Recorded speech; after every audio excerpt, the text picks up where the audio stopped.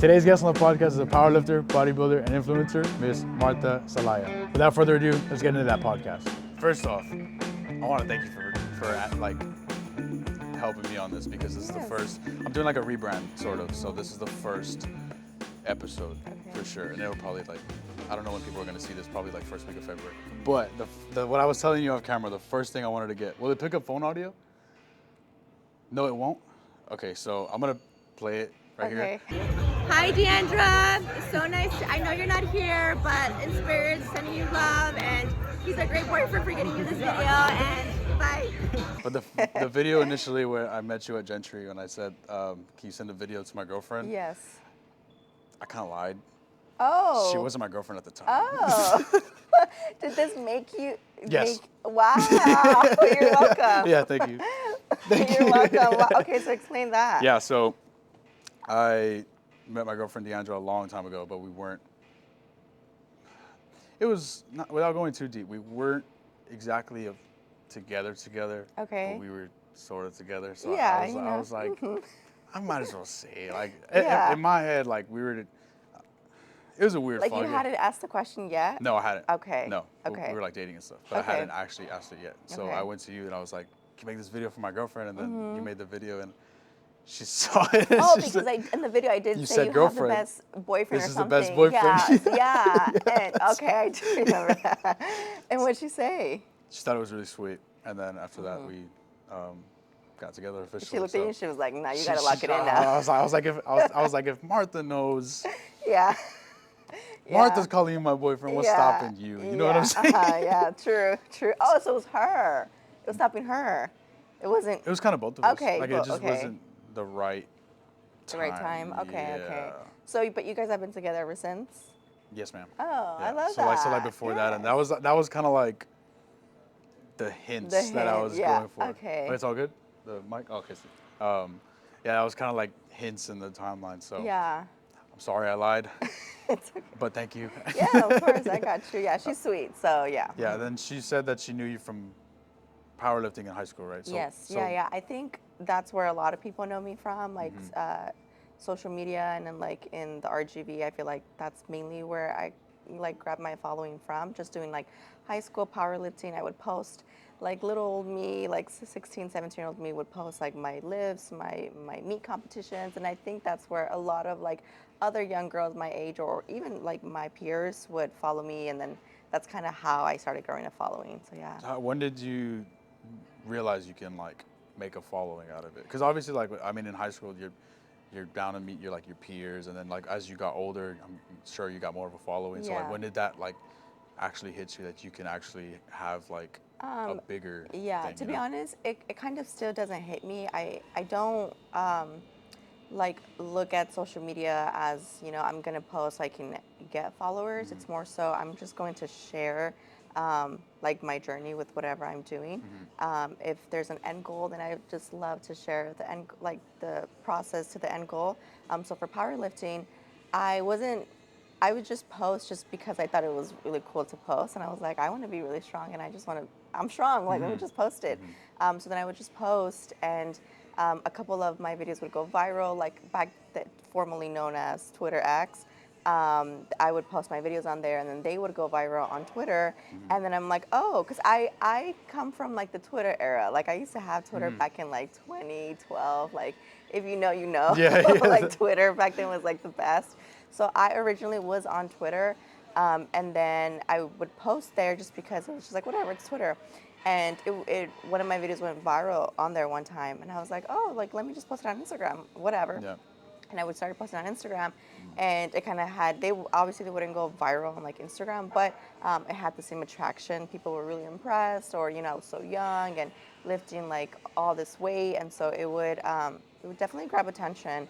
But yeah, I mean, even now, like now that I've transitioned over to bodybuilding, I don't really think of, okay, I'm gonna post to get followers. And I think that's one thing that I do want to work on, because I know a lot of like content creators, like that is their end goal. Of course, they want to create good content, so that way they can grow a community and a following.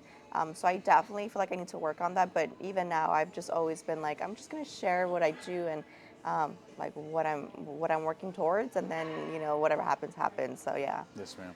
So that's one thing I wanted to like point out with your page specifically. I followed you for like a while, Okay. and I noticed that you're not putting on a persona or like pushing something that you're not. Like I'm not Yes. gonna throw names out there, but like some influencers, they Yes. throw like they try to show off themselves as something different than they're not. You're literally Yes. just tracking your journey. Like there's Yeah. different competitions you went to and things you've traveled that you're literally just showing. I'm gonna do Yeah. this regardless, Yeah, cameras on or exactly. I off. feel like I'm very competitive, like by nature. So I'm always an athlete first with whatever sport that I'm doing. So when I was doing powerlifting, I'm a powerlifter before anything else, and I don't really care I to love be. And that. at the time, I didn't care to be anything else but a powerlifter. Um, and at the time, like fitness, like the powerlifting space back in 2015, it was all about that. It was just like we're powerlifters, and the influencer world It wasn't a like thing. hadn't grown. Like there wasn't, it was just we're powerlifters, and here's what we do. But now there's definitely like a different feel to obviously if somebody's just an influencer versus somebody who is an influencer and an athlete, right? There is a big difference, I think, in both. But yeah, I mean, for me, I kind of just wanted to be a powerlifter first, and even now as a bodybuilder, like I still don't really consider myself like an quote unquote an Yeah. influencer. Now I'm a bodybuilder, and so I'm just gonna share what like bodybuilders do. Yeah, I So think the way you said it differentiates the type of content people put out. I think that's yeah, for sure one of the yeah, things that like I Y- love about certain. yeah, Not even I wouldn't use influencers. I don't consider you an influencer. yeah, You're like I said, you're bringing people along with me. I mean, yeah, with you. Same thing for like myself. Like granted, I have this podcast. yeah, I have a like I post on YouTube. I'll be at the gym and I'll yeah. just do. I do what I want to do. I don't want to push people to do something. I don't really want to influence anybody. I'm just Y- doing. I'm doing me. Yeah. Like since I was a kid, I've wanted a podcast. I've wanted to have a Yes. YouTube channel. So I'm Mhm. just having Yeah. fun with it, and that's Yeah. what you're doing too. I will say though, I do think that the two can coexist really well. I think you can be a great athlete, whether it could be in any sport, and also be an influencer because I have friends who, are hardcore bodybuilders. They live, breathe bodybuilding, but they're also really great at creating content, and they have that, that flair on Instagram or on social media, on TikTok, where they give that very influencer vibe, but they're also bodybuilders, and I think that's like a misconception. I know, like at least in the bodybuilding world, sometimes if you're too much of an influencer, people, It's turned off by it. yeah, They're just people like, are eh. like, well, you're an influencer first before you're a bodybuilder. But it's like, no, the two can coexist. It's just a lot of work. Like you need to put out a lot of content, and bodybuilding, and I feel like any sport is already a full-time job. And so when you are trying to also then create really high content and put out your personality, like on the forefront, then that is also like another leg of work. So that's why I'm like, I don't think I'm there yet. I'm definitely first still an athlete in whatever that I do. So, but for 2025, it definitely is a goal of mine to kind of work on that a little bit better. Um, but I think my like downfall is that I'm so private. I just sometimes like I'm doing things and I'm like I should really post this, but I'm also very in the moment. Um, for example, like my training for especially with bodybuilding now, I don't post much training as I would for like powerlifting. I feel like when I would powerlift, I mean, powerlifting is just your training. Like that's all it is. Versus bodybuilding, it's like, okay, well, you got your training, you got your dieting, and then you have your physique. So there's three different things you can show for And bodybuilding. even recovery and like You all the recover, rest days and all exactly. that There's stuff. so many things, supplementation. There's so many things that go into bodybuilding versus I think with powerlifting, it's just really your training. Like obviously you have to eat good and enough protein whatever to recover, but the big leg of the work it's just your training. And so when I was powerlifting, I would always record my training because that's literally all I had, and it was just super easy to record. Just plop up the camera and then just do your thing. Yeah, it's just you. You don't Yeah, have to. exactly. And as powerlifters, we take like really long breaks in between. We're chilling. We're kind of just focused, whatever. But I think with bodybuilding, I don't get as much training content because I'm so locked in with bodybuilding. I feel like it's completely different. If you're training with high intensity, like your workouts are super brutal, you can only rest for a short period of amount of Yeah, you don't have time. time to like put Yes, you the don't have time time to kind of, okay, I'm going to rest for like 10 right. minutes until my next set. Like, Yeah. there's none of that in bodybuilding. So you're go, go, go, go. you're like fighting for your life, like on a leg day, you know, about to throw up, about to black out. Like I don't have time to set up a camera. At least me, when I like to go train, I like to just lock in and like not have any distractions. And so I've noticed that whenever I do try to get content, I'm like more concerned about like, okay, is this angle good? Is this lighting good? And then I notice myself like taking longer in between breaks, and obviously my workouts suffer. So that's really the main reason why I don't really show a lot of my training, just because if I'm doing all the work, then like it takes away from my training, and I don't really like that. But I'm trying to find like a good balance, or not be so fixated on like, does it look good? Just record, you know, like, because I think that's where most people just record, right? Yeah, I would think for sure it's hard to do it on your own. Like even back to the old school bodybuilders. I mean, Arnold wasn't walking around with a camera. Yeah. Jay Cutler, Yeah. somebody was there with them. Yeah, Even Chris exactly. Bumstead today. Like Chris Bumstead's a personality that everybody gravitated towards because he was successful, and then he just happened to have that spirit too of like creating Yes. content. But he's not vlogging, like holding a camera, putting down, like he's just training his Yeah, ass off, and then yeah. that's all I will put together. definitely say, yeah, it is getting content while you're trying to really lock in for your training. Like bodybuilding wise is a little bit harder than it would be powerlifting, in my opinion, just because I know I've done both. And getting a video for powerlifting is so easy. I'll just pop the camera there and then like rest for like 10 minutes and look at the footage, and I can even switch the angle. But for bodybuilding, it's just kind of go if you want to get like the best workout in. So yeah. So where did you originally start like getting into powerlifting, or is that something that's always been? Yeah, so I started powerlifting when I was in high school. So I think I was about like 15. At the time I was going to the gym. There used to be like an old gym here. It closed down already, but I used to go there with my mom because she was starting her fitness journey, and she was too like scared and shy to go alone, and I'm the oldest. So she kind of just dragged me along with her. She was like, just come to the gym with me, like I don't want to go alone. And a newbie at the gym, it's super intimidating. Like Yes, it is for sure. scary to go by yourself for the first time and you have no idea what you're doing. So I would go with her, and I would kind of just linger around. Like, you know, eventually I started picking up a weight here and there and just doing like super light stuff. And I was like, oh, this is kind of fun. Like I would like to lift, you know, more seriously. And then my high school, especially like Texas high school has powerlifting, and so powerlifting is huge. And so they actually had the sport powerlifting. So I was like, oh, you know, like that sounds really fun. I had no idea what it really was. I didn't know it was like max out and do as much, like as most as you can. I just thought, oh, I just want to get like a little workout in, like, you know, whatever. Just casually? Yeah, just casually. And so I joined powerlifting, and then I realized, I'm like, oh no, like these girls are serious. Like these girls are lifting like 300, 400 pounds. Like, and I was like, I love it. This is what I want to do. And so I started training slowly, got it, like started to get more serious into it. And then, yeah, and then it just kind of took off for me. I knew that I wanted to be really good and really, really strong. So I just worked really, really hard in the summers, like during season, during off season. And eventually, I won 2 state championships. And then after I wanted to do powerlifting after high school as well, because I still wanted to compete. So I did USA powerlifting. I won like 2 national titles, 1 equipped, 1 raw. And then, yeah, and then after that, I don't think I've ever really disclosed this on like my social media, but I did get offers to be on like Team USA, but I'm actually not a citizen. So I'm under DACA, which allows us to work and to be here legally. I just can't leave the country just like for fun and compete. And so I had to deny it a couple times. I had to just pass off the offer because I just could not travel, because all the world like meets, all the international meets were, you know, it's like somewhere else. Yeah, international, yeah. So I couldn't leave. So that was like super heartbreaking when I was like 18, 19. I was just like, no, like I would love to go and compete at the world level, but that just wasn't something that I was able to do.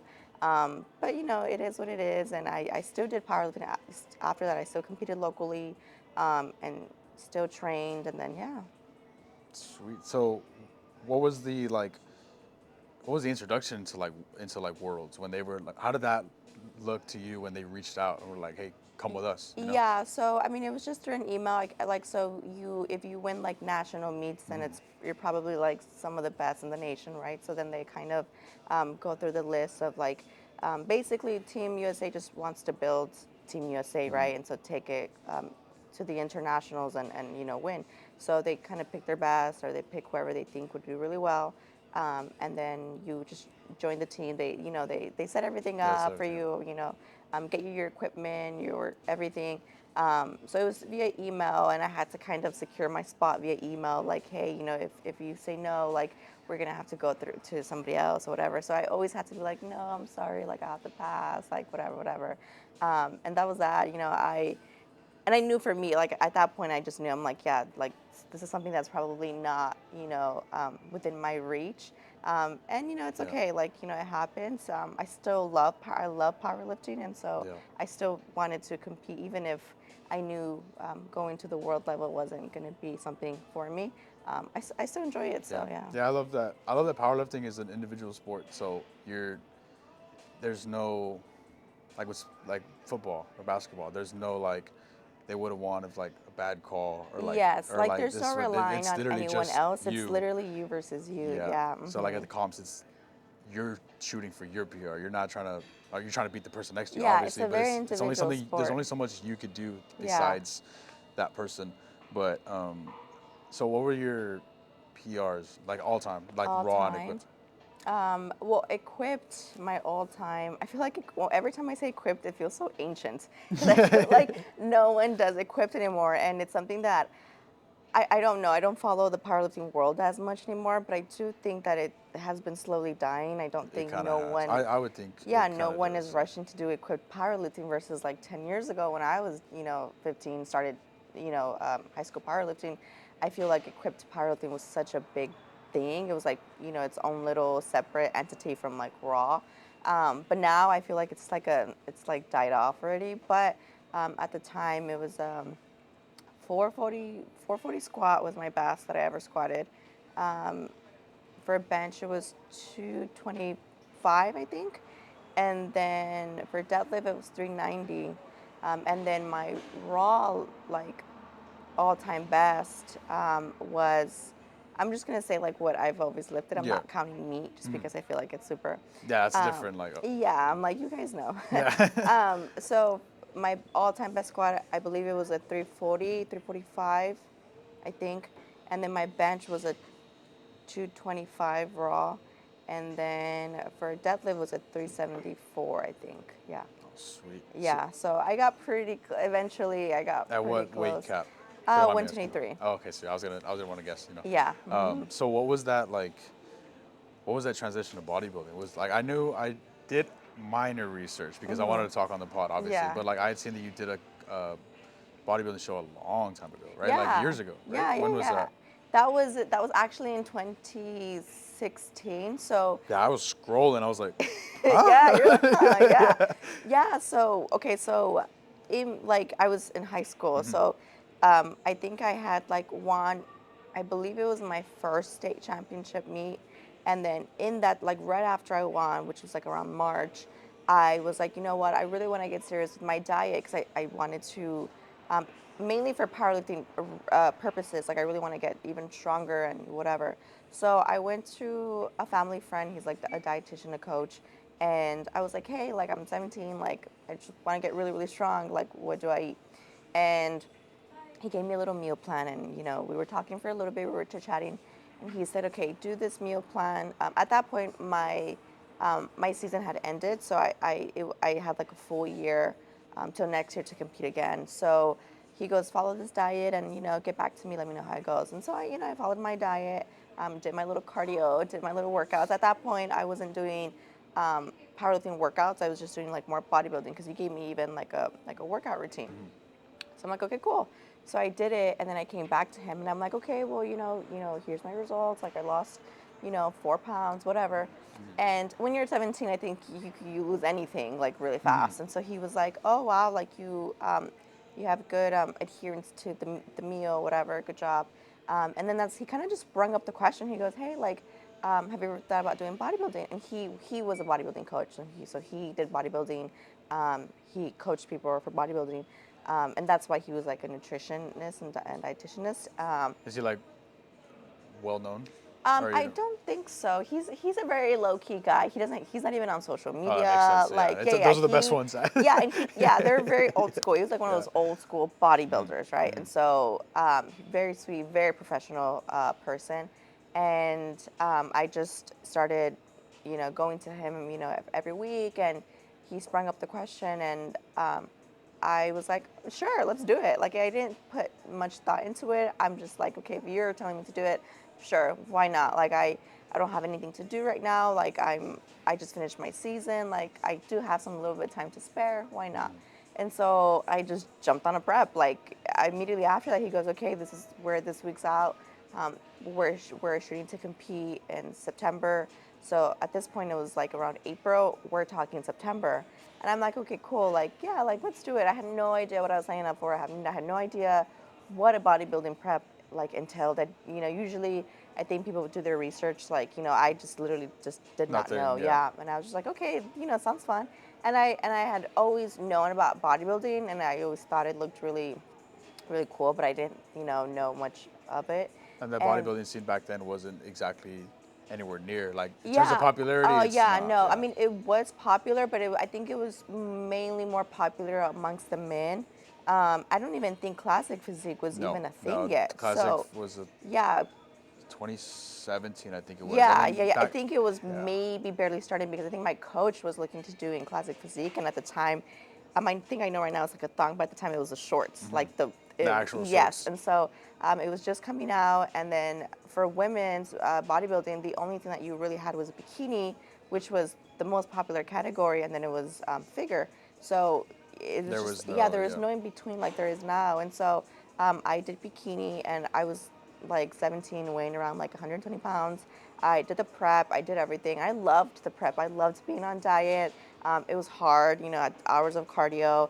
I actually had to stop training legs for a few months because I had powerlifting legs. And so for Oh, there were. bikini, Yeah. it's a very small, like slim look. And my coach was like, we're going to have to stop squatting, no deadlifting, no legs, just cardio and cardio and cardio. We're going to get you really small. And I ended up doing the show, and my feedback was my legs were too big, and I was, and but to me, I'm like at the time, compared to now, I was tiny, but for the category, I, did have overpowering legs. And then for the description that they're looking for Yes, specifically. Yeah. exactly. So I got second, and I loved every minute of it, to be honest. I loved competing. I loved the prep. I loved how hard it was. And then on show day, I'm a glam girl, so I love makeup. I love sparkly stuff. And so I thought it was really fun. And I finished that, and I was like, wow, this is really cool. I loved the whole experience. But then as soon as I finished my prep, and my show, I had to jump back on powerlifting for my last season for high school. That was. Oh yeah, because you said September. Yeah, So it was September, like and the so our last. season Okay. starts again. So everyone's like getting into suits again, Uh-huh. like whatever. And I was like, okay, I would keep going, but let me take care of this first. And so I went back to powerlifting, did everything, won my last state meet, and then that was it. But at that point, when I finished high school, I was more fixated on competing in powerlifting. Still, I was like, no, I want to win nationals. Like, I want to continue doing powerlifting. Um, and I even skipped my my high school prom, my Oh senior high school wow. prom, to go compete for powerlifting because to qualify for nationals, it was just that day, and it landed on that day. And I was like, I don't care. I don't care about prom. I just want to go compete. Like, I don't care. And so that's what I did. And ever since then, I kind of just been, doing powerlifting. It wasn't until recently, like late of 2023, where I was just kind of like, you know what, I'm done with powerlifting. I just wanted something new, and I was like, let me try, like, let me go back to bodybuilding. I truly did love and enjoy it the first time around. I wonder what I'll look like now that I'm older, I'm a little more mature, I have more muscle maturity. I was like, that would be really interesting. So yeah, so now we're here. Yeah. So I wanted to ask. I had it already. Dang it, I lost it. How that transition from, like, I guess the timeline with your friends and family when you went Okay. into powerlifting, when you went into bodybuilding. Like, how did like you're going through a new path that not everybody does. So I wanted to know like how your friends and family reacted to it? Did you lose friends? Did you gain friends? Like, how did Yeah. all of that change? I'm sure it did. You know what? That's a really good question because I hear that a lot from like bodybuilders, especially from bodybuilders. Like they'll lose friends, and not me actually. I'm a very like individual person, so it's actually really hard for others' opinions and others like what they do or what they think to impact what I do. If I want to do something, I'm going to do it regardless of anyone's support or anyone's like. I could have no one supporting me, and I'm like, I'm still going to do it because this is what I want to do. And was that taught?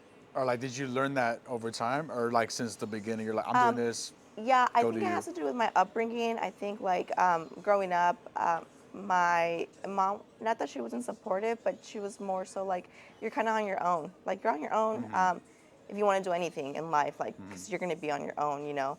And I kind of just was like, okay. And so even back in high school and powerlifting, I didn't really have a lot of support when it came to like it was kind of like, are you competing? Okay, whatever. You know, it wasn't, there was no like, let me go to your meet, like, let me go support you. I'm so, it was, I didn't really have any of that.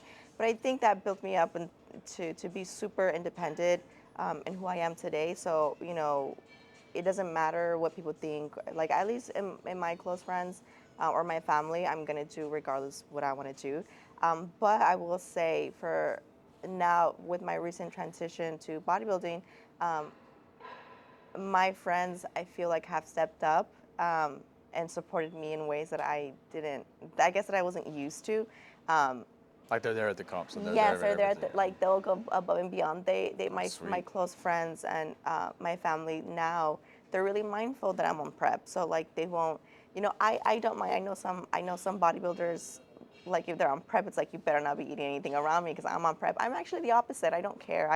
I'm very like I can't eat it, so I want you to eat it. Please go ahead. You know, and so but they're mindful of like you know what we're not going to ask you to go out because you can't eat anything or we're not going to just it's the little things as when you're on prep that you notice that you know your close friends and your families that they're doing in order to support you and even just the tiniest things go a long ways obviously so Yeah, I was gonna say that. yeah That's like reassurance for yourself, like yes, that it's like people you are know what, helping you. like You know. people are doing little things for me. I need to continue to be locked in and not lose focus because during prep, when you're fatigued, when your diet fatigue is high, when you're exhausted, you have no energy. Sometimes it can get a little bit discouraging, and you know sometimes you'll go a week or two or without seeing any changes, and you get really discouraged. You're like, what's going on? I'm like locked in. I'm doing all my cardio, like you know I'm not progressing in the way that I want to progress. But then when you see your family members and your friends kind of do the small little things to support you, it kind of sets it into perspective. Like, okay, they're doing the little small things to support me. Like, I need to continue to push and you know lock in and you know do what I got to do. But yeah, my transition wasn't I feel like I gained more friends with bodybuilding, and I don't think just because they're bodybuilders. I just think like the community. Um, but yeah, my family now they're supportive. They want to go watch me compete. They are mindful, you know, of like small things, and even though I don't care, I do appreciate them being mindful. And my friends are super mindful about everything. So yeah, it's been real fun. Yeah. So you never got hit with like the it's just one bite. You're fine. You know what? By people that are not close to me, that because so I don't walk around like telling everyone I do bodybuilding. Like people just think I just work out, just you know, like everyone else, or like you know, just live like a healthier lifestyle. So, but I have gotten told like, here you go, like just, you It's know, just one. the typical like the one bite, and I'm like, no, it's And okay. we're in the valley. You can't. Yeah, exactly. There's so many good food here. Yeah, and Yeah. so I have gotten hit with that a couple times. Like, it's not gonna hurt. But I'm like, no, you don't know. It will. But I'm very chill. So I'm like, no, it's okay. Like, you know, I know some people get really worked up about it, but I'm very like, no, like it's fine, whatever. But my close friends that know, no, they'll never, you know, That's sweet do of that them. to Though. me. But Any of them you want to like mention? um, I'm I mean, s- there's so many. I don't want to like. Okay, my girl Tiara T, she's one of my best friends, and um, she when I did my first bodybuilding show, it was actually in Houston, so I stayed with her and everything, and she was just taking care of me like like no other. She was so supportive. I mean, the day of my show, like she was doing my hair, making sure I looked right. That's sweet, though. Like she was just on top of like making sure I was like good and ready to go and like just relax because Takes a toll, yeah, yes. it is, and you're excited, but you're also really nervous to step on stage, right? You're like, if am I gonna mess up my routine? Like, do I look good? It's just there's so many things that go on show day, and she really was supporting me through it all, and she still supports me through it all. So yeah, so she was like a big support system for my first show. So yeah. I was gonna say like it's. I've never competed in bodybuilding. I'd imagine though there's so much nerves, even if you're naturally gifted or not. Like there's so Yeah. much nerves from like all the work from like the beginning, the prep, Yeah. the show day. Like one show, whether it's the Olympia or it's like a local meet, there's so much time that goes into it. Like Yeah. and that's essentially a Super Bowl. Yeah, Like it's no. just one and done. Like that's it. Yeah, the That's all Olympia people is a see. bodybuilder super Yeah, that's what I'm Super saying. Bowl. Yeah. Yeah, for Yeah, sure. or like any show. There's so much that goes into every person's Yeah. show, if that makes Yeah, sense. so much time goes into a bodybuilding prep and all for it to be over in like a minute. Because you just really have less than a minute sometimes on stage. You only have like 20 seconds to go out there and do your routine. Like it's not even that long. And you spend months on a prep for like 20 seconds. Yeah. And That's what I'm it, saying. it I can is it imagine, is like, I can't crazy. even, Yeah, yeah. it's really crazy. But it's just the feeling of you knowing that you did that and you're able to overcome like everyday struggles. Um, I think that's what makes a prep so hard is that it's not like dieting by itself essentially is not hard. I mean, just eating the same foods over and Yeah. over, that's necessarily not hard. What's hard is doing that on top of doing hours on cardio, on top of a lot of bodybuilders live normal lives. They have full-time jobs, they have 9 to 5s, some people even have kids, like Yeah. families that they need to take care of. And so when you add all those things on top of grueling hours of cardio. You can't miss a workout. You can't skip a meal. I think that's what makes it really hard. For the And mental thing and yeah, and exactly a mental thing. And it's not so much like, okay, I have to do it for 1 week. No, you got to do it for 4 or 5 months straight without skipping a beat if you want to show up as your best. And so that's what gets really hard. Yeah. But yeah. So your friend, what was her name? I'm sorry? Tierra. Tierra. Uh-huh. So Miss Tierra, so how did you know her for a long time or did you like, hey, you're from Houston, I'm gonna Yeah, so I actually met her in Houston. So right before I moved back down to the Valley from Houston, I met her, and we got really close really fast. And yeah, I mean, she's an athlete as well. She did, I believe she did college track. Hopefully I'm not mistaken, but she's a full athlete. I mean, she looks like a walking athlete. You look at her and she just looks like an athlete. And so she understands like, what it is to lock in, to have that support system, and so yeah. So what was that like switch like? So for a little bit more context, I'm from the Valley, lived here my whole life. I don't travel much. As a kid, I never traveled. Yeah. So what was it like?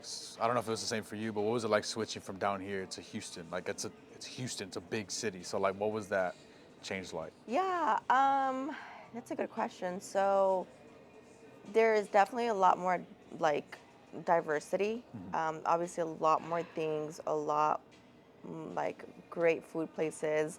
I think the Valley is very homey. It's very family oriented, but it is. I always tell because my family hasn't really traveled outside of the Valley either, and I always tell them that the Valley is its own little bubble. It literally feels like its own little bubble. I think now we are growing a lot. The Valley Fast. is growing a lot. I mean, when I came back from Houston, I was driving around like just driving around, and I'm like, when did they get this? And when did they add this? I'm like, I didn't know the Valley had this. Like, so much has been added, and they're continuing to add so much. And it makes me happy because it's growing, Yeah, right? it's home. And then now you go out and you see. Before, when I lived here, like growing up here, I feel like I would only see Hispanic people. only that, Oh yes, yeah, that's now yeah. there's a lot. I see all types of people now, and I'm like, dang, like I love it though. I do love seeing the diversity that has been growing in here. But I mean, it wasn't a huge adjustment for me. I'm not really like a person that likes to be out and just like I'm a very homebody, so it wasn't a huge adjustment for me. But I did notice that the diversity, there's a lot more things to do. Like if you can think of it, Houston has it, like for sure. Yeah, I've gone one time. Uh I huh. think it was in 2022 or Yeah, 2023, one of those yeah. times. At first, I didn't like living there because the weather sucks. There you go. The weather is just it's so bad. I'm not even talking about the heat because I personally think the valley is. People in Houston would say, "Oh, Houston is really hot." I'm like, no, No, the valley's hot. you have not seen what a valley summer hot is. Like it is, like it's crazy hot. It wasn't the heat. It was so much that it was always cloudy. Like unless it was summer, it's like this 24. It's just cloudy. It's just cloudy, gloomy all the time. Like I feel like year round. I feel like it was rare when you have like a beautiful sunny day.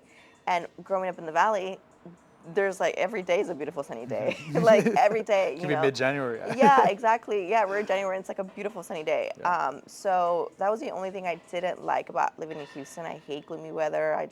It just makes me like, Like right now, sort of. It's like, yeah, right now it's super gloomy, but we don't get a lot of these days. yeah, we It's don't. like it'll be like this and then tomorrow the sun's out and it's fresh and it's, Or like in 2 hours or yeah, something. or in 2 hours, yeah. So that would be the only thing that I didn't like. But eventually, Houston did grow on me, and I really did. I really did like living there. I think what I really liked is that, again, if you can think of it, Houston has it. So you can go to anywhere. You can, if you need something, you can find it. I don't remember what I was looking for in the valley, but I remember I was looking for something specifically, and I couldn't believe that we didn't have that business here. I don't remember what it was, but I remember thinking like, dang, like I can't believe the valley doesn't have this. Like, but because I was so used to living in Houston, that there's a lot of everything. So yeah. Hang on one second. Mark, everything good? What's the runtime? What's the Okay, are you good right now? Yeah, Like you we're don't good. need like a restroom or anything? No, we're good. All right, Yeah. so just making sure. Let me get some water real quick. 30 minutes, you said? Okay, I don't wanna hold you too long. No, you're good. I have You're some. good. I have notes too. Okay. One sec. That I wanted to like certain points. Okay. Yeah. Um. Oh, you brought it up earlier, but the gym culture as a whole. So Yeah. when like that transition from making it more mainstream and like social media, how was that like for you? Because like you said, back in the day, there was no cameras in the gym. There was just Yeah. like I would just lift and that's it. Like Yeah. that was a time period where if you had a camera in the gym, you're looked at. It was weird. Yeah, yeah, yeah. So, I mean, it's funny because when I would record all my stuff, like back in 2015, 2016, it was my friends. It was just like, hey, you record me really quick? And then you just pass over your phone and they just record you. There was no tripods. There was, that wasn't normalized versus how it is now. It's like super normal to have your camera and a tripod in the gym. But, I mean, as far as like my transition, I would have my friends record me at the very beginning, and then eventually, once you start living alone, and you kind of outgrow your friend group, and like they can't come, your friends can't come to the gym with you anymore. You kind of just are left alone. Those hours where they're not like 5 in the morning lifts or like Yeah, midnight exactly. lifts. Yeah, no, I've had some pretty crazy lifting times, like 2 a.m., 3 a.m. But yeah, I mean, I think with social media growing, it really normalized, like I said, recording in the gym with like a tripod or with your professional camera.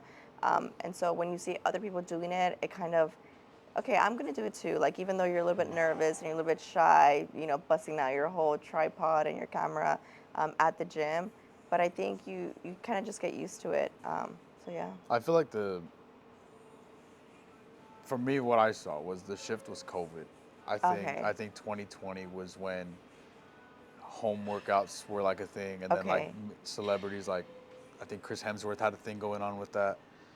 The Rock, they were like pushing at-home workouts, Workouts, yeah. and then I feel like as soon as the gym opened up, everybody just went back, and that Yeah. was when it became like super mainstream. So I got into lifting in seventh grade. My brother-in-law in his garage. I thought it was like pretty cool. First time I tried pre-workout. Don't tell my mom that. But it was like that time, and then 8th grade during football, I realized I loved weights more than football. And then I went through high school I had like some Yeah. health issues, so I couldn't compete in anything for like 2 years. So after that, I just wanted to lift. Football was just there. I love the weight room. I wasn't the strongest guy or the most fit person or like Yeah. jacked or whatever, but I just loved the weights more. So to see it go mainstream, I think it's a love-hate relationship. Yeah. Like Yeah. it's hard, like you said, it's hard to differentiate when somebody's like an influencing lifter or a Yeah. lifting influencer. So Yeah. it kind Yeah. of Yeah. like it throws that Yeah. off a bit. Yeah. I think that's actually, yeah, like one of the biggest things that I guess like might turn some people off is that you can't really, are you an athlete first or are you an influencer first? Like I said, I do think the two can coincide really well. It's just hard to do it because, of course, like you have to have different skills for both, and you have to take your sport very seriously. But I do think it's unfair when an athlete that's an influencer automatically gets labeled as just an An influencer influencer. just because they also do influencer, but they're actually great athletes. Like they're actually some of the best bodybuilders. They're pro bodybuilders. They're pro powerlifters, in whatever sport they do. They just happen to also be really good at content creation. Like Like Seaborn. Yeah. yeah, Yeah. exactly, yeah, Yeah. yeah. Hmm. That was, and then what you said about your coach who doesn't even have social media, I Uh-huh. think that's unfortunate as well with the people that are so genuinely passionate about it that don't have that reach that Yeah. influencers have. Like Yes, it's my so friend crazy. my friend Matt Barba from Brownsville, um, not that big of a following, but he textbook knowledge of just strongman, powerlift, just Yes. gym. You know what I mean? And Yeah. then familiar with River Rat Gym? Yes. Oh, like Yeah. Yes. in Far. Far. Yeah. Yeah, I Yeah. did Yeah. like a Mm-hmm. review on that gym. I'll talk about it later. Mm-hmm. But I did a review there, but I heard so many words and like great things about Robert Johnson. Are you Mm-hmm. familiar with him? No, The I don't. coach, No, like the owner? I don't think I'm familiar with Yeah, him. No. I mean, the people I've met at competitions and like just They just rave word of about mouth, him. they're Yeah. like, dude, you got to go to that gym. I was like, Mhm. and I looked it up and there's not huge of a following or there's not that many like promotions. And I'm like, Mhm. It's, I was just thrown off, but I just Yeah. took everybody's word for it. Yeah. To this day, there's some, like, the community there, the culture, and the way he speaks to his athletes and the way that he's encouraging with everybody. Mhm. It's so, like, inclusive. I'm like, Mhm. why isn't he viral? Yes, exactly. Yeah. There's so many good talent out there that it's just not showcased in the best way just because, they're old school. They don't do social media. Like my first bodybuilding coach, he's great. He's an old school The one you bodybuilder. told me about, right? Yeah, Okay. yeah. So he is super knowledgeable, is very easy to work with, very professional, and he genuinely cares about people's health. He not only trains bodybuilders, but he also helps like lifestyle people. And I think especially in the valley, it's something that is not taken as seriously. I mean, where it's like there's great food all around. Like being healthy is not a culture that is super present in the valley. I think now it's starting to grow. I think we're heading in the right direction. But I think generally, like Hispanics, they don't prioritize their health, and that's just At because all. of the It's, culture. yeah, You yeah, know, it's just what we're, yeah, it's it's what just like we're, we connect over dinner, we connect over food. Food is such a big part of our culture that telling a Hispanic to not eat our traditional foods all the time, it's like no, you don't. That's like they're not going to do that, right? But I think we are heading in the right direction. But like I said, my he's not my coach anymore, but he genuinely cares about people's health. And so when I would go work with him and, we'll work on our plan or I'll do check-ins with him, he'll have like a line of, people waiting for him, so he can, custom their meal plans. And he does this for free, which I'm like, you are like, because he he genuinely cares. has a passion to help people's lives. Obviously the bodybuilders, it's different, but he has his own shop. And he sells supplements from there, but his main like drive is that, you know, people will come into his shop, they'll explain, his goals and their goals and what they're trying to achieve, maybe, get healthier, lose some weight, and he'll create this little meal plan for them, super easy, like tailored to their goals, to their schedules, to their needs. And then if they want to buy a supplement, they can, but they're not required to. And I'm like, He just has the passion yeah, for and it. yeah, he just genuinely enjoys helping people in the fitness and health space. And yeah, he just doesn't really have social media. And I told him, I'm like, hey, like, why don't you have social media? He goes, no, like, I'm not really into that. But um, he's um, he's a great mentor. He's a great husband, a great coach. And I think, yeah, like, people like him don't really ever get the spotlight. But you know what? People like him don't really care to get the spotlight because they are seeing the impact that they have on these people everyday lives. And so to them, that's enough. You know, some people don't really care about showcasing it to social media and the world. They're just like, no, I'm okay. As long as I can genuinely help these people out, then, you know, they're satisfied with that. So. Yeah, that's similar to my coach. His gym is really like, it's been in a couple of my videos and on like my Instagram and stuff like that. It's really as every machine you need. Okay. Like, I'll just say it. That's to me my favorite gym. Not even because it's my coach's, but it's just there. What gym is this? It's called Legends Gym. But this is Okay. where it goes. The weird part. There's not. You can go to every street in Harlingen. You won't find it. It's so like it's in a plaza with tinted windows. There's no Oh, sign. it's There's no. hidden. It's one of those. Oh, one of Yes. those sketchy looking Yeah. Yeah. places. So when I've sort of known him as like a family friend my whole life. Him and his family. I never really like talked to him like as a coach and like as a person. And my uncle was working out with him. So when I was in football, he's like, "Oh, you want to get in shape? Just go with." His name is Juan. He said, "Just go with Juan." I was like, "Where's he at? Like, where do we go?" He's like, "I'll take you one day." So I went and I show up to this plaza and I'm like, where's the You're gym at? like- Like, You're like, he's like, it's in there. So we walked in there and just oh, everything. And it's wow. weird because like there's machines that you wouldn't think to use or think to have, but you'd still get in like great shape. It makes, and then he's so knowledgeable with his stuff. Like he'll post every now and then. He's not totally against social media, but it's not like come to Legends Gym or come here, like I can train you this. He's just word of mouth, but he just posts because he genuinely has like a passion for all that stuff. So Yes. he eats, sleeps, and breathes fitness. I've seen him train people from any shape, size, color. Like I don't. That sounded weird, but like any person in general. So if there's a powerlifter goes in, if there's a strongman, if there's a bodybuilder, there's a boxer. Like he's just overall strength and conditioning, all sports. He just Yeah. love. And then same thing, even basketball players. I'm like, Oh, wow. okay.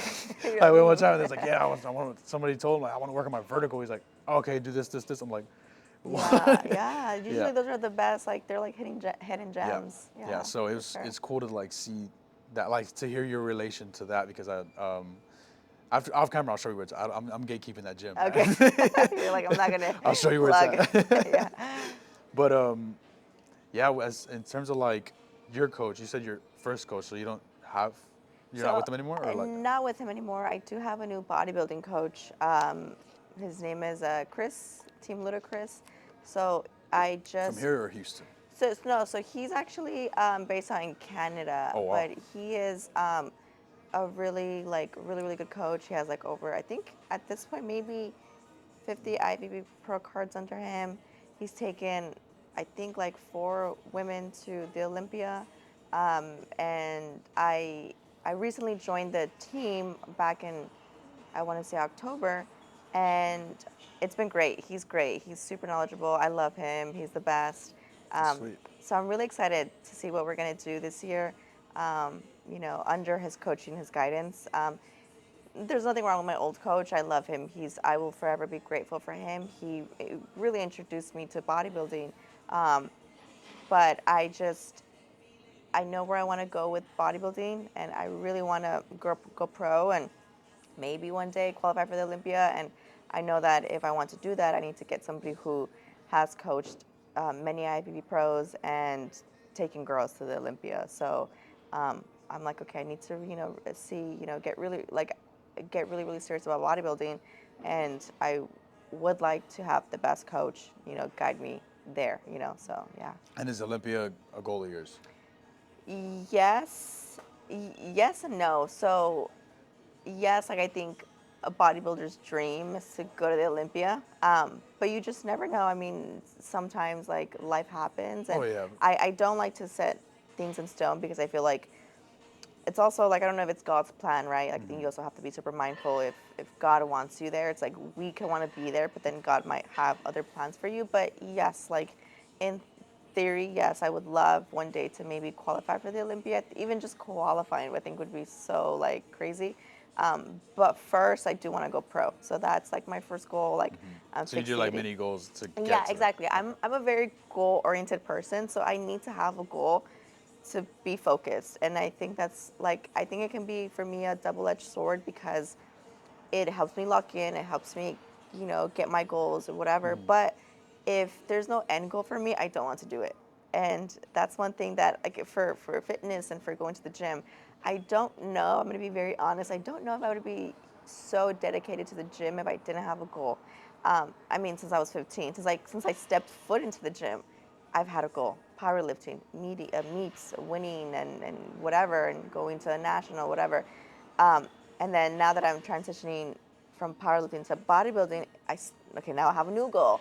And so that keeps me in the gym. And I was telling my friend, I was like, I don't know what I'm going to do the day that I just decide, okay, I don't want to compete anymore. Like I'm done competing, whatever. Like I don't know if I'm going to be super dedicated to the gym like I am now because I need to have a goal to keep me in the gym. Otherwise, I feel like it's like what's the point?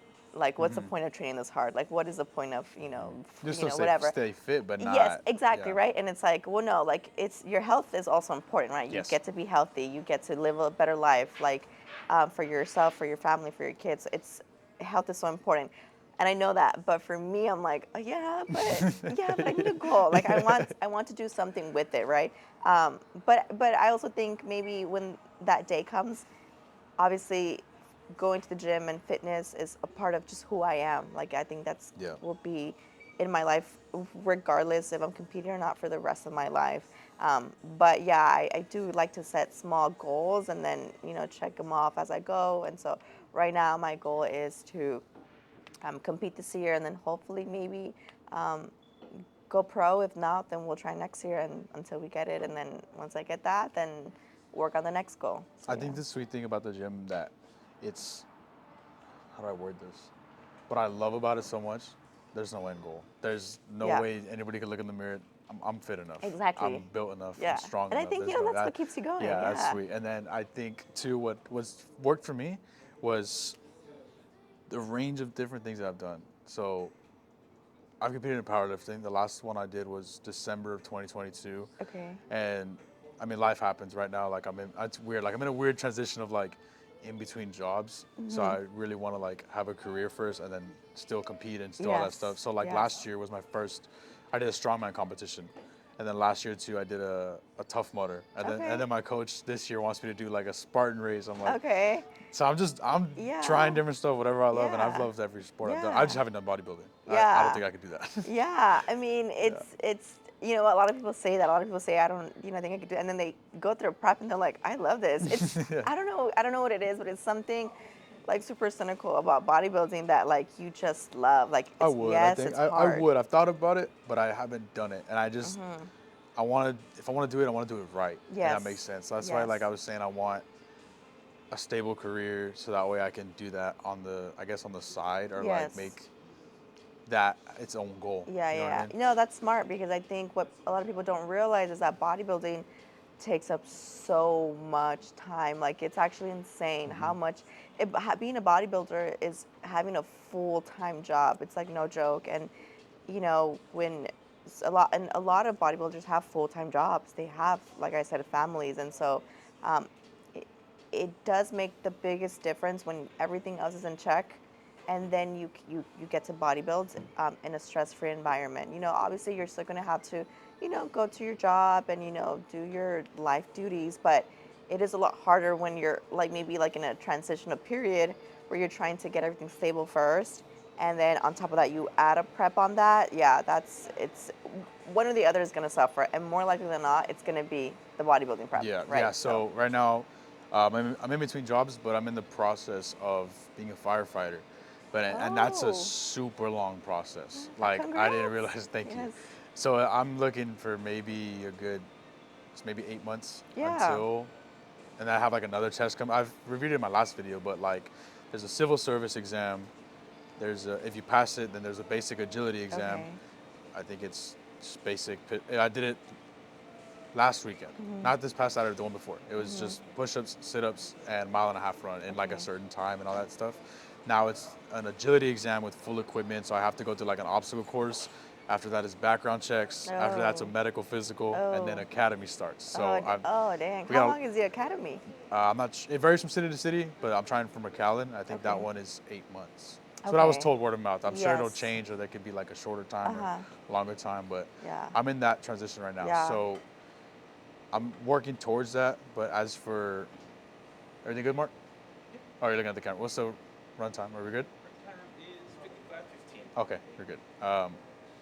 Yeah, so I'm in that transitional period, but just I've told my viewers, and I'll just be the first one to say it. I don't have money. I don't come from money. So like I want to have an actual set career because I know Yeah. bodybuilding not only takes time, Yeah. takes a lot of money. That's one thing I put. Bodybuilding is Yeah. so expensive. Food, supplement, gym, Yeah. clothes, traveling, Yeah. like No, that's the tip of it. it's crazy expensive. I mean, Mhm. alone, like on my coach and my food alone, I think I spent about a month, like 750 just on those two.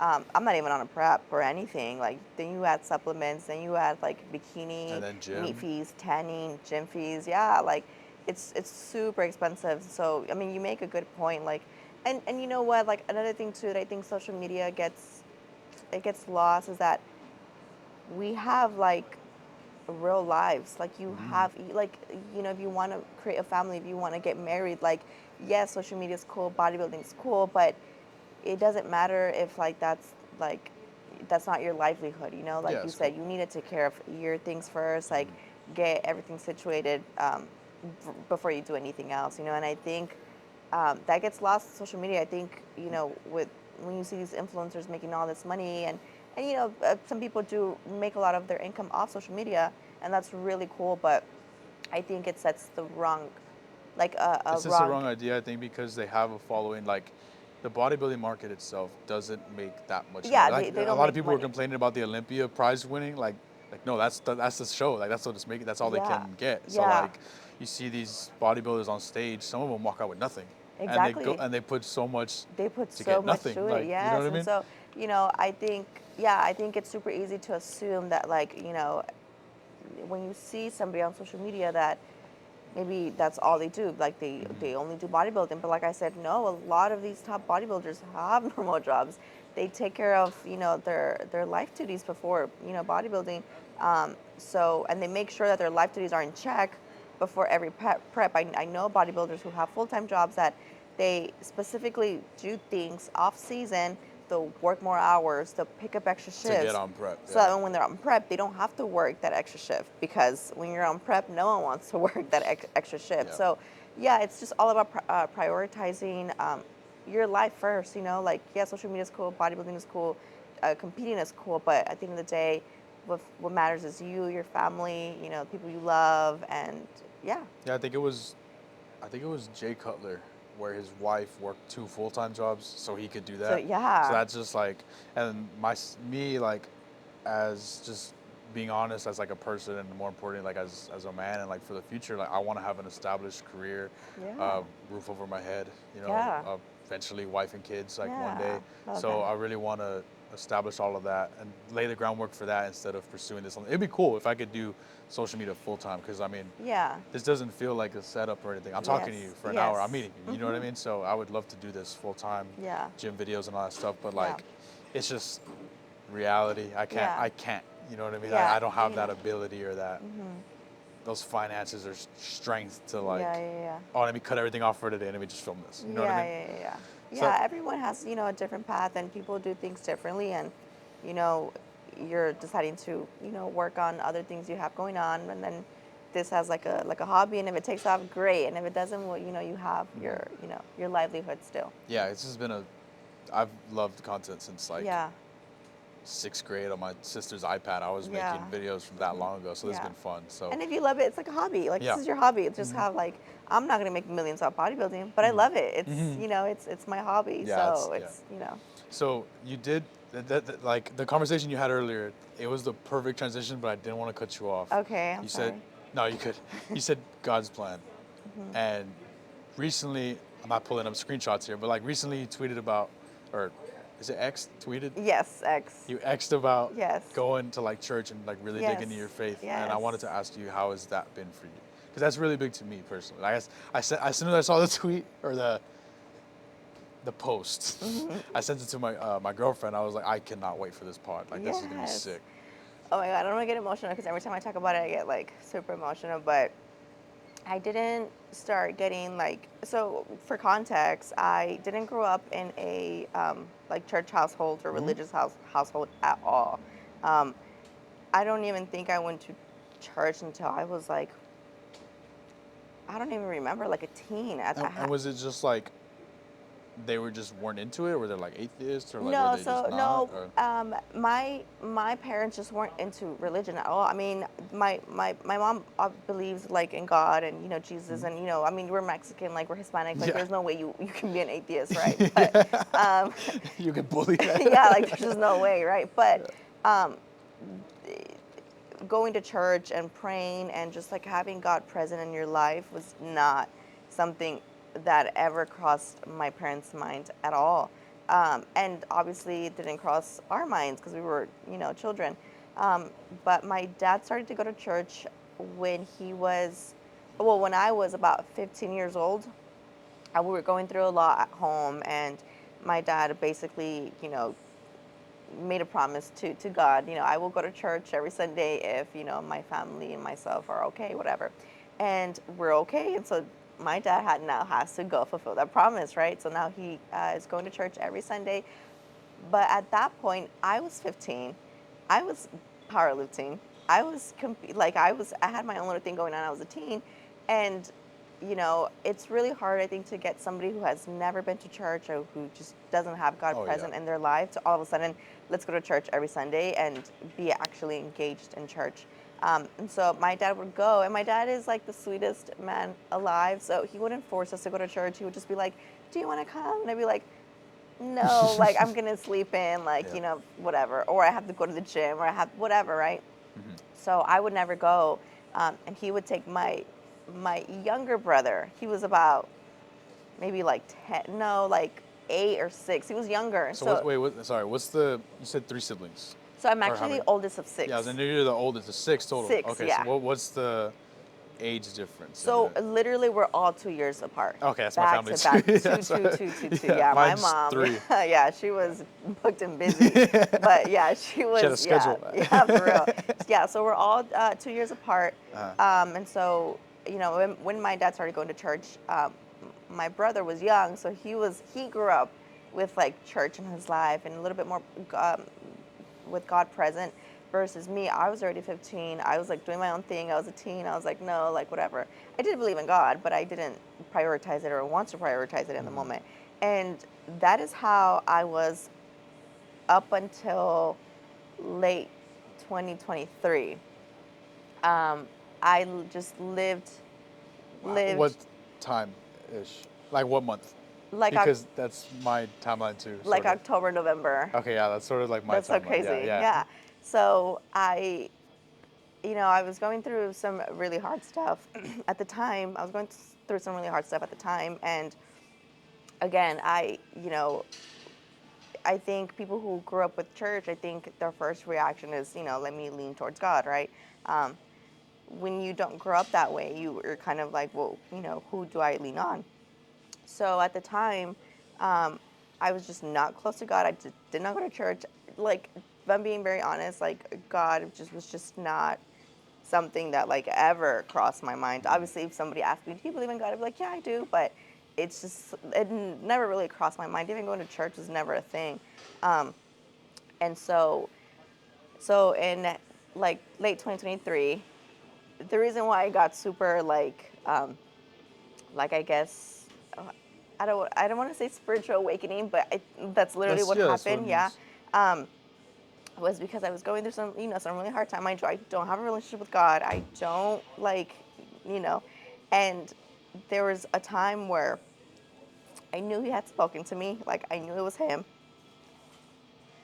I'm sorry, I don't want to get No, emotional. take it. You're good. I'm sorry. It's okay. Okay, so Yeah, you. I knew it was Him. I knew He had spoken to me. And when I feel like, before that interaction or that encounter, I think when you tell somebody, obviously people who have gone through this, people who have spoken to God on a personal level, they understand. But to people who have never experienced that, I think they think, well, how do you know it was Him?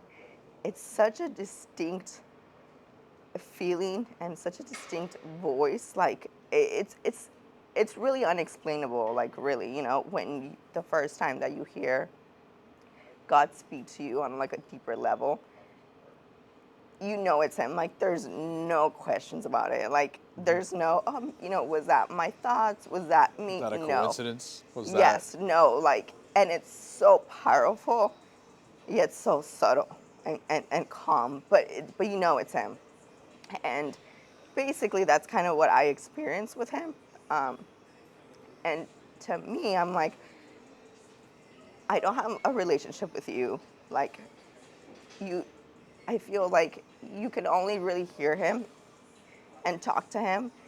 Well, for me, at the time, what I believed was that, God only talks to you if you are close with Him, if you're almost like a chosen one, right? Mm-hmm. Like, because He's not going to talk to everyone, Mm-hmm. right? And why would He talk to me? I don't have a relationship with Him. I've never really been to church, and why would He communicate with me? But Oh, he's there. yeah, at the time, I think He had to, and I think He had to communicate with me to tell me what to do next, because really that's kind of where I was at. Um, and ever since then, I've just been so, like, I've had an overwhelming feeling of like gratefulness, um, to Him, because I'm like, you didn't have to communicate with me. I'm not deserving. I could never went to church or anything. And then ever after that, I'm like, okay, like it awakened something in me, and I was like, okay, I need to go. I not that I need to go to church, but or anything, but I want to build this relationship. I want to get closer to Him. And a lot of it came from just like massive gratitude and like thankfulness. Um, and then when I've moved back home, my dad was still going to church, so he was like, "Do you want to go to Let's church?" go. And you're. Yeah, and at this point, I think I'm like, how old was I? Like 24? And I'm like, okay, yeah, like, let's go to church. And so I started going to church, not consistently, but I would start going to church. What I would do a lot in my free time was like, so I got a Bible. I was like, let me read, let me see what this is about. So I'd start reading, and then I would go on like YouTube and look up like, Breakdowns on. yes, breakdowns, because I'm like, I don't know what this Was means, it the right? King Or James like, version?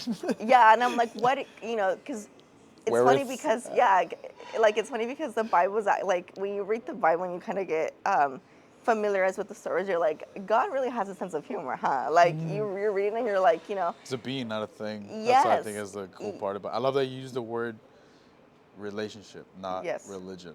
So that's yes, sort of like what I use. I'm not. I think I don't use religion. yeah, I view myself as like a relationship with God, Jesus. yes, So I don't see.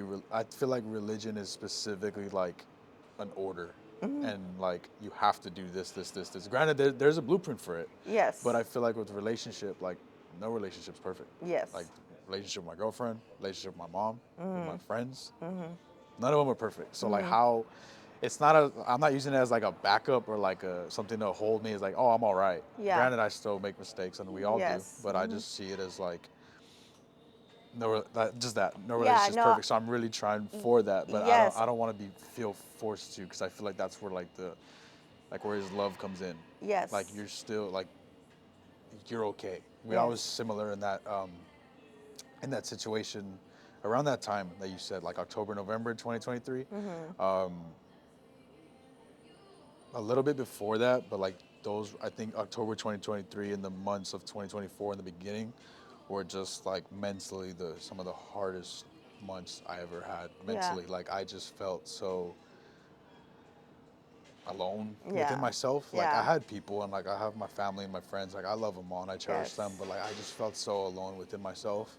And I'm getting emotional too. No. I hate that. Yeah, Yeah. we're good. But We're it's a good. good type of emotion, Yeah, though, yeah, for sure. because No, it's like no, you it's remember where yeah, God took you yeah, like from. where Yeah. I was and where I was and how I felt. I remember every emotion like from those times, and then like I saw it really as it's so easy to shout to God where He's at, Yeah.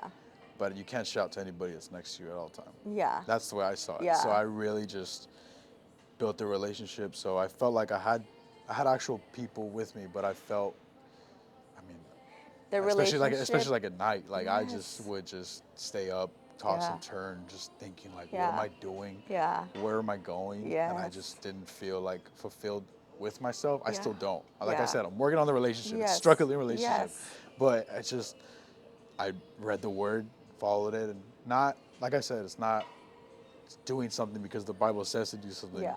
Not necessarily actions, but principles. Yes. And once I follow those principles, I mean, they made me Yeah. it just slowly revealed why I should have a long time ago. And He's Yes. always been there, and He doesn't let you down. It's not like, oh, you ignored me for 21 years of Yes. your life, figure it out. It's like, Yeah. no, like I got you. Like, you know what I mean? So Yeah. it's just a great feeling knowing that, I mean, one, it's free. Two, it's always there. Like Yeah. He's always there. So like Yeah. three, there's no reason not to. You know Yeah. what I mean? Exactly. Yeah. Yeah. So I've really put my faith in Christ moving forward Yeah. with Yes. content, the gym, my relationships, my family, my friends, like every aspect. I don't go a day without implementing it. Before this Yes. podcast, I prayed. I just like wherever this if it flops, if Martha doesn't show up, if she can't, if it goes Yeah. viral, if it flops, I mean, this is you. Like Yeah. this is for Him. You know? Yeah. I can't. There's things that I want to do, and I really like stated this multiple times. There's things that I want to do, ways that I want to be, and I can't do that alone. Exactly. Not with people, but like a bigger being, which is Yes. Yeah. Jesus, you know? Yeah. Yeah. So that's where my faith sort of just branches from, and that Yeah. came from because Yeah. I just really I needed to change. Yeah. And I got baptized I on, love that. See, thank I'm you. working on that. Yeah. I got baptized April 13th of last year. I love that. So it's coming up on the year thing, and not even exaggerating, and no placebo here, but after I came out of that water, I just felt Everyone says that, it's and I'm weird. like, yeah. It was just like I was You're nervous like for sure. I reborn. was nervous for sure. It literally Yeah. just you would just think it's just Yeah. that's it. Yeah. You would So, just think. but I just went down, came up, and I was just like, I just felt so different. And granted, it could be my mind a little bit, but I don't see it at all. Yeah. Like, I think like, people who don't have that relationship with Him will look at it and be like, well, but you just went for a swim. yeah, but once you have that relationship, you feel the presence. There's nothing like it. Like it's like an overwhelming like presence that not only can you feel, but it's so overwhelmingly powerful. When you go to a room that you know that it's filled with like God and God's literally there, you feel it. And yeah, I mean, like a relationship is like the perfect, word for it, because like you said, you don't read the Bible and just follow it because that's what He says. You do it because there's a desire in you that says, I want to harvest this relationship with you.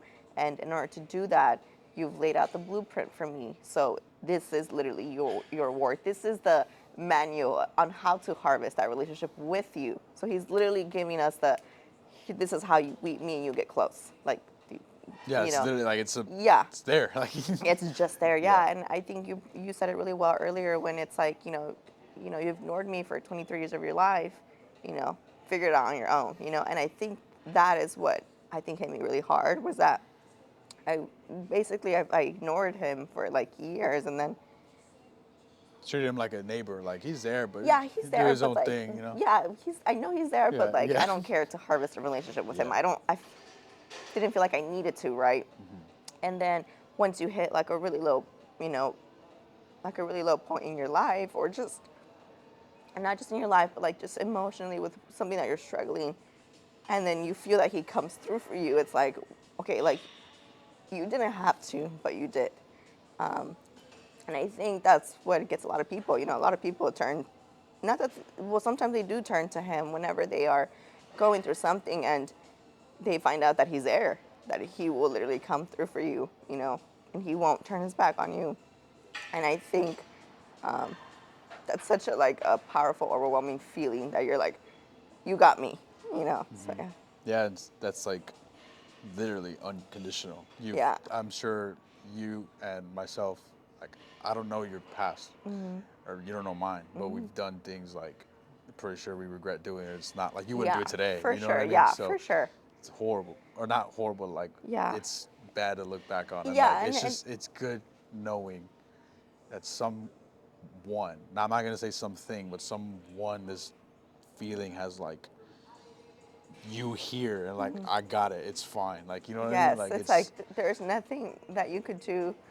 Like I went to church on Sunday, and the pastor was talking about this specifically. He was just saying, how some people will say, "Oh, but you don't know what I've done." Like you don't know what I've done, and the pastor kind of he makes a does. joke, like really, like, oh, like you don't know what I've done, like to God, like you're really saying that to him. Like he doesn't care. Like he doesn't care what you've done. Like he will always be there. If you just seek out for him, he will be there.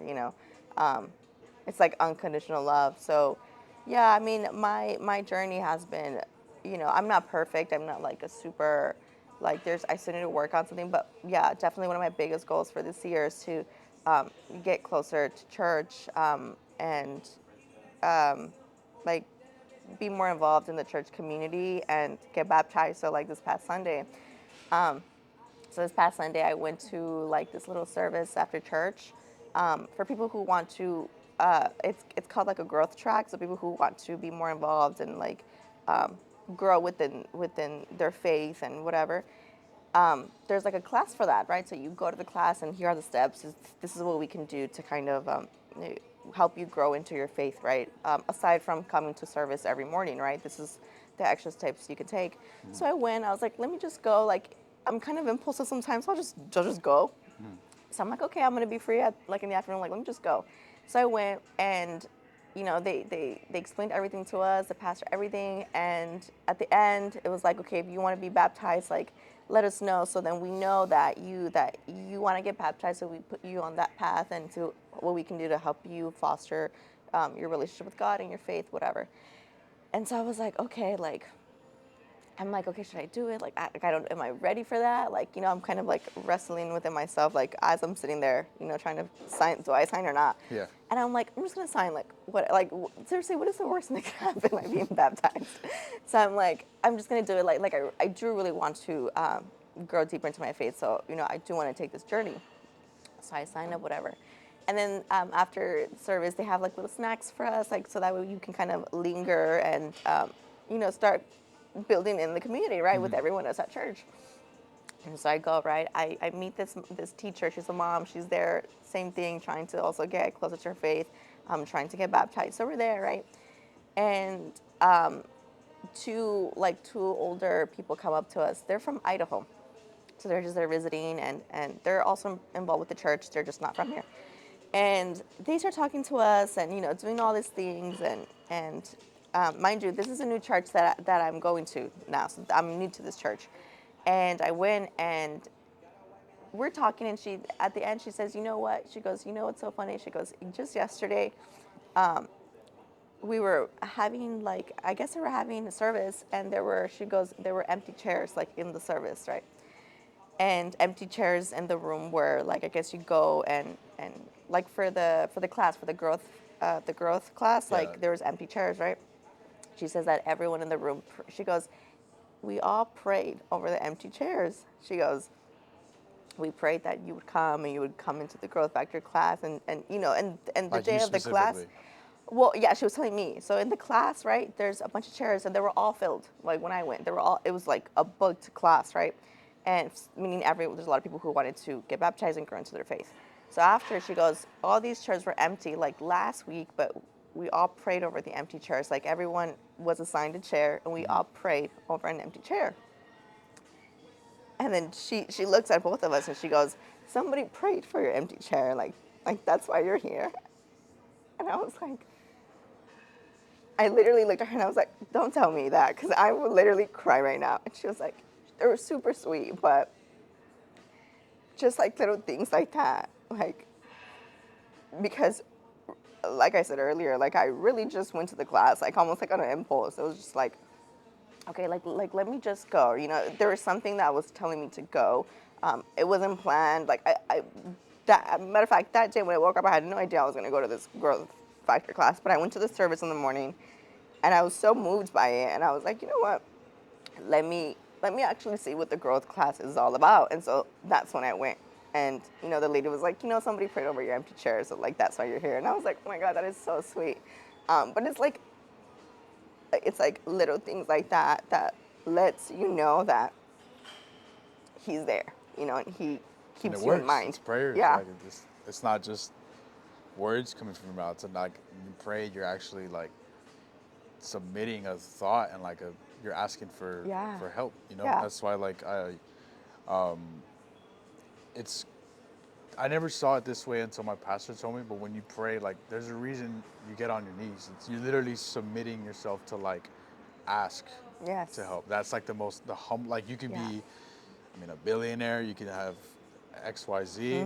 But when you're getting down on your knee, you're literally submitting to Yeah. that shows how much like how it humbles you. You know what I Yes. mean? Like you, Yeah. followers, Yeah. money, none of that matters when you're praying. You know Yeah, what I mean? exactly. So Yeah. like that really shows how much you're submitting yourself to that. You know what I mean? Yes. Yeah. Yeah. But yeah, it's been a journey, and hopefully, you know, I do get my goal of just getting closer within the community, within church. But yeah, hopefully I get baptized this year, and we're working on it. But yeah, it's been definitely life changing. I do look at the world a little bit different. I do look at myself a little bit different. I've grown so much. Like you said, there's things obviously that we're not, you know, proud of, or you know, everyone makes mistakes that they're just not proud of, and you would think like, you know, God definitely wouldn't approve of this. But you live and you learn, and you're just a better person. And then the beautiful thing about it is that, you know,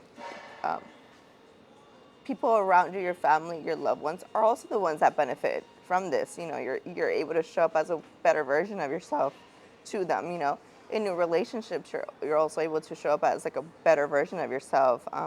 You know, so it definitely has been life changing, but in the best way. Yeah. It's good. What is it called? Now, Mark, do you check the camera right now? Why? What was the runtime? I'm just curious. It's over an hour. Oh, okay. Do you have a pen by any chance? Or Danny, do you have one?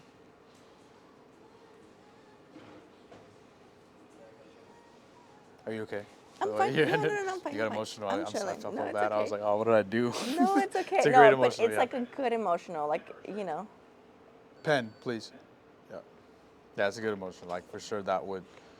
Yeah, it's not coming from like sadness. It's more so coming from like an overwhelming sense of gratitude. Like I can't really believe he did that. You know, like you know.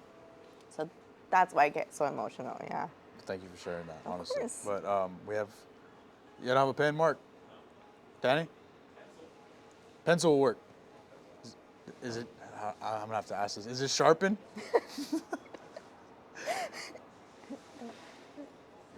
I'll do this real quick. One more thing. Yes. Choose, man. I'll take I'll take both. Or does this pen work? Okay, perfect. So I want to end every podcast with random questions. Okay. You're gonna get. I think the last time I tried this, on the last podcast, I was part of a different show, I guess. I think it was 3. Okay.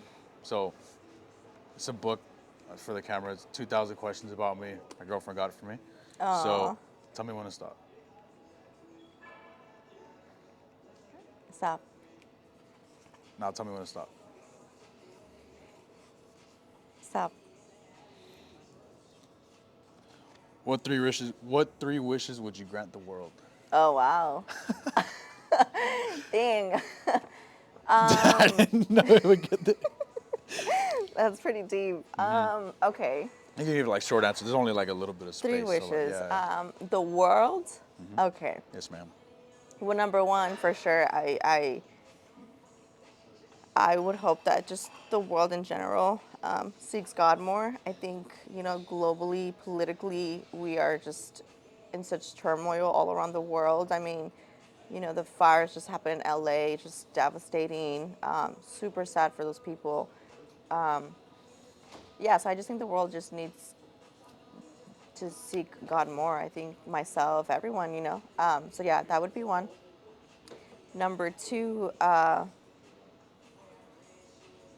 okay, number two, I hope that we get to a better place in the world where health and fitness is part of normal everyday conversation. I think we are making tremendous progress in that. We're like in the renaissance of it right now. Yes, I think, which is beautiful to see. Not just like bodybuilding or powerlifting or sports, just in general, just living a healthier lifestyle. I think we're seeing that change with people promoting like eating whole foods, not eating like shit or processed foods. And it's not so much because you want to look good or because you want to compete, whatever. It's just because your health, you'll live a longer life. Yeah, you like, don't have to. I mean, overall, if the world was healthier with cameras off, I mean, yes. what's the con to that? You know Yes, what I mean? exactly. Yeah. So I would hope that, yeah, the world just gets healthier. We're able to have those conversations,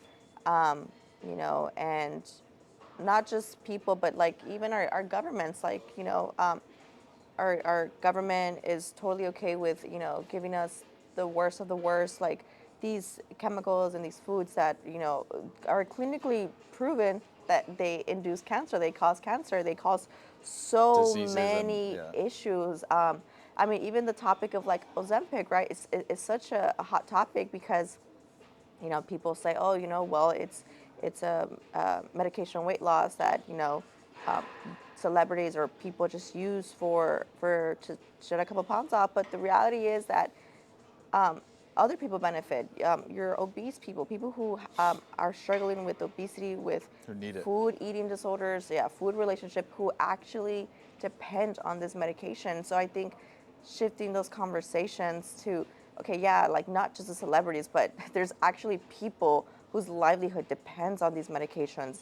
And so I don't think we should like ostracize like using like something like Ozempic, Manjaro, whatever, all these like medication weight losses that actually do benefit a lot of people who need it. And so I think now we are seeing that shift in conversation, and I think that is leading to a greater conversation of, okay, well, what is the root cause of these problems? Like, is it our government, the foods we're eating, the foods that they're supplying us with, and what can we do to just live a overall healthier lifestyle? I would love to see that because I'm aside from powerlifting and bodybuilding, I've always been passionate about like just eating healthier in general, not just for fitness, but just for your health, and living longer for the people you love and your family and your kids, Yeah. and I think once we implement that, then we're able to pass down that to the other generations and just, be healthier. But that would be number two. And then number three, I think number three would just be, I wish the world would give more grace to everyone around each other. I think peace. that's, yeah, like peace and just grace. Like, I think we are so quick to, point out somebody else's flaws or quote unquote shit on other people for certain things. But, one day you're going to be on the other end of the foot and you're going to want that grace that, you wish somebody would have given you. So I think, yeah, being more graceful towards people, being more kind. And yeah, I think all those three things lead to more peace. So, yeah. Those are great answers. Yeah. Peace, God, health and fitness, and peace and grace. Yeah. So, two more. Tell me when to stop. Yeah. I'll go this way. Okay, stop. Now tell me when to stop. Stop. Will you still celebrate your birthday or the older you get? You know, my birthday's actually coming up in April. So the older I get, the more I want to celebrate my birthday, actually. You know, when I was younger, I hated celebrating my birthday. I don't know why, I just hated it. And then the older I get, the more I want to celebrate it. Because it's like a gift of being alive, you know? And spending it with people you love, having fun, and just enjoying, you know, as the years go by. Because one day you'll wake up and you're going to be 80. And you're going to be like, I wish I would have celebrated that birthday, or I wish I would have, you know, done this. So, yeah. All right, last one. Great answer, by the way. Okay. Stop.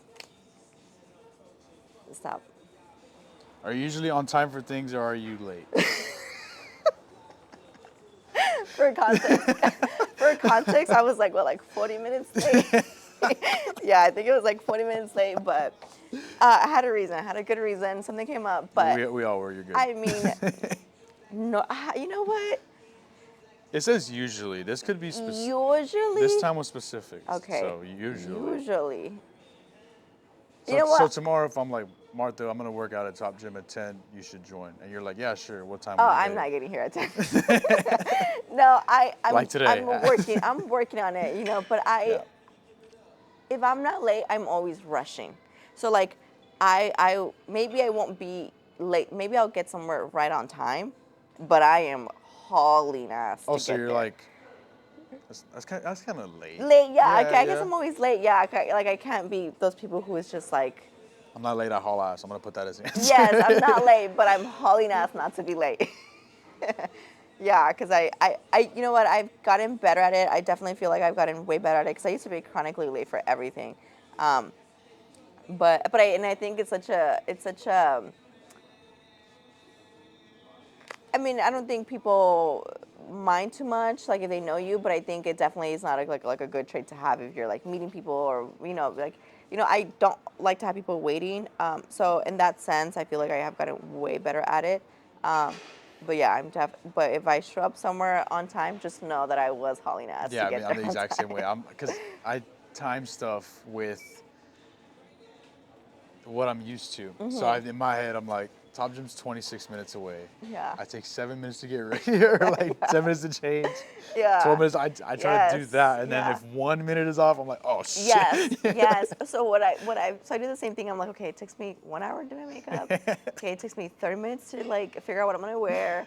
Okay, it takes me 30 minutes to get there. Okay, so it's like 2 hours in total. So I gotta be up by this time, right? And so normally what I've been doing that really helps me out is that I give myself like an extra 30 minutes. Like I'm like, okay, if it takes me, let's say 2 hours, I did the math. And then I'm like, okay, I'm gonna throw in 30 minutes extra because I know I'm like, something's gonna come up. I'm gonna get distracted. I'm gonna do something. And that has really helped me. Yeah. Shoot. That was funny. That was the last question. Yeah, that for was. For a little context, she was late, guys. But we were too. Like I got here, I was supposed to get here at 8:30. I got here like at 9:20. Okay. 20. Yeah, So we're okay. good. We're good. Yeah. Same thing. But is there anything else you want to cover on the pod, or anything you want to say, promote, or like not, or just anything really? No, I mean, just some Shout-outs? plugs. Yeah, I do work with Buff Chick Supplements, so they supplement all of my protein, all of my creatine, pump products, pre-workouts, just everything. They have so many great stuff. If you guys want to use my discount code, I think it's Martha's XOX.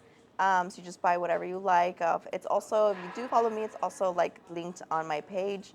And then I'm also partnered with Diosa Fit. I don't know if you can see the brand, but everything that I'm wearing today is Diosa Fit brand.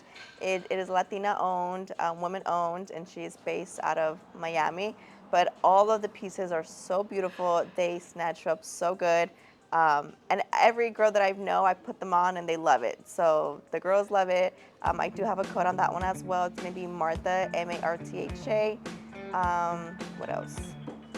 And I think that's pretty much it. And I just want to thank you for having me on your podcast. No, thank you for coming on for the first one. You know? Yes, of course. Yeah. It's so nice to talk to you. Yeah, of course, you and too. yeah, we should do it again. Yeah, for sure. You're always welcome on the show whenever, because this is the first. And like I said, I want to do more. That book has to fill up. It's 2,000 questions. Oh yeah, you're gonna be busy. So you're more than welcome whenever. When the time is right, it could be like after a show or anything. I've Yeah, had yeah, guests yeah. come on multiple times. Yeah, that'd be fun. But also thank you to Top Gym for letting us film here.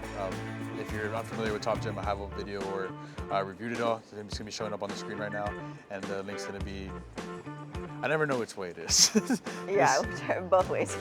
But one of those is gonna be there. The video's gonna be there. Also link to Martha's stuff in the description. Social medias, Instagram, X, TikTok, anything else? Or anything? You'll send me everything. yeah. Your link tree. Yeah. Yes. Links to everything in the description Yes. below. I think that's it. Yeah, no, if you're new here, if you like the show, any suggestions, make sure any comments, positive, negative, I take everything with accountability. And also thank you again to Martha for being on the show. And thank you guys for watching. It's been Brandon, Ryan, and Martha. And peace. We're good. Oh, that's good. We're good, Marky.